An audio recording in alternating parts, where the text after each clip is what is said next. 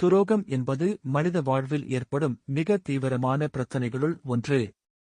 நெருங்கிய உறவுகள், நண்பர்கள், தொழிலாளர் உறவுகள் அல்லது தொழில்துறை தொடர்புகளில் துரோகிகள் எதிர்பாராத தருணங்களில் நமக்கு தீங்கு செய்யலாம். இதை சமாளிக்க அறிவு, மனநிலை மற்றும் திறமை மிக முக்கியமான கூறுகள் ஆகும்.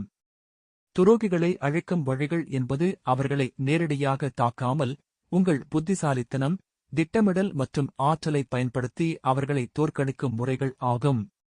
முதலாவது, மனதை நிம்மதியாக வைத்துக் கொள்ளுதல் முக்கியம்.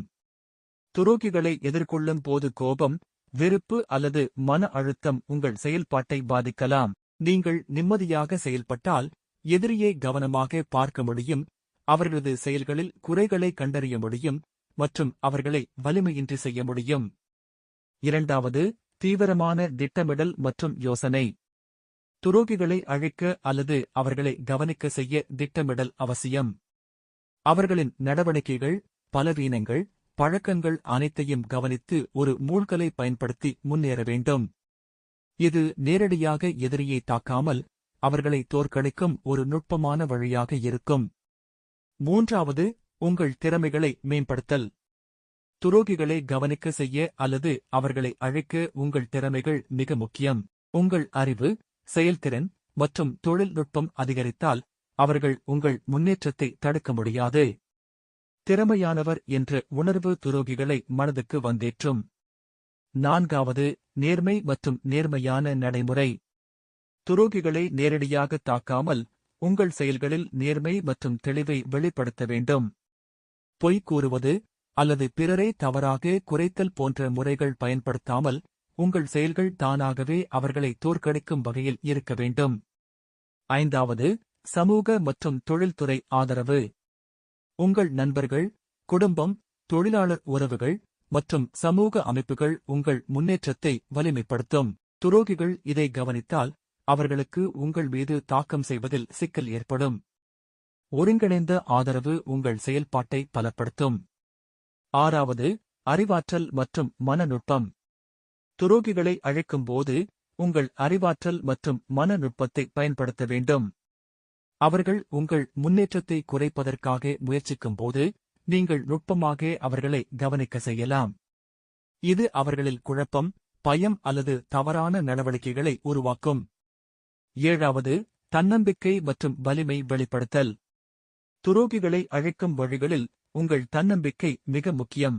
உங்கள் செயல்கள் உங்கள் வலிமையை வெளிப்படுத்தும் போது துரோகிகள் தங்களை குறைவாக மதிக்கும் நிலைக்கு வரும். எட்டாவது, தகவல் மற்றும் கவனிப்பு. துரோகிகளை கவனிக்க செய்ய அவர்களின் நடவடிக்கைகள், பழக்கங்கள் மற்றும் திட்டங்களை அறிந்து கொள்ள வேண்டும்.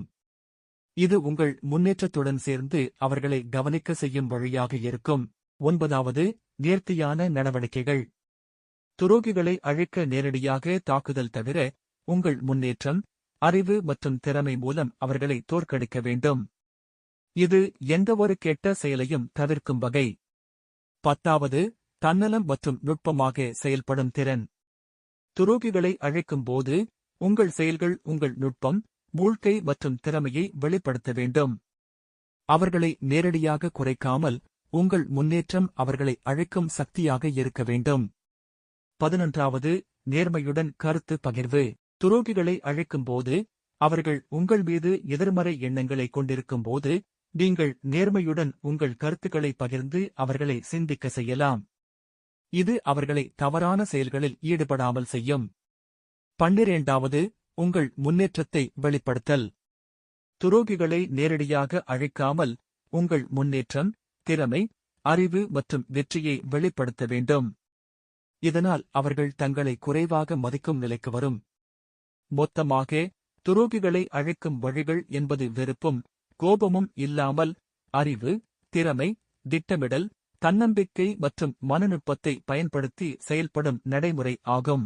இது உங்கள் வாழ்க்கையில் மனநலம், சமூக உயர்வு, தொழில்துறை முன்னேற்றம் மற்றும் தனிப்பட்ட வெற்றியை உறுதி செய்யும்.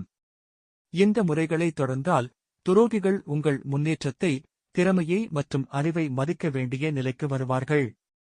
இது எந்தவொரு வன்முறையையும் தவிர்த்து புத்திசாலித்தனத்தால் வெற்றி பெறும் முறையாக இருக்கும்.